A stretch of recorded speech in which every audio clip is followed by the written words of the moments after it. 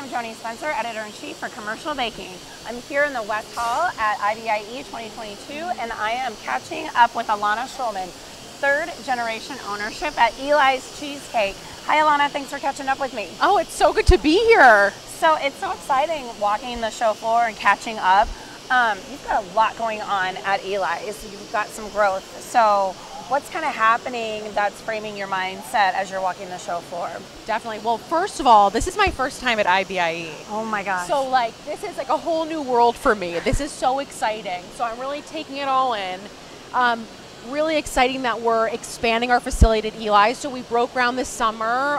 We'll have a 40,000 square foot expansion, our existing 60,000 square foot bakery. Wow, that's so exciting. Which will be done, thank you, in spring of 23. Awesome. So definitely going into this show, thinking about that facility, adding more equipment, more lines.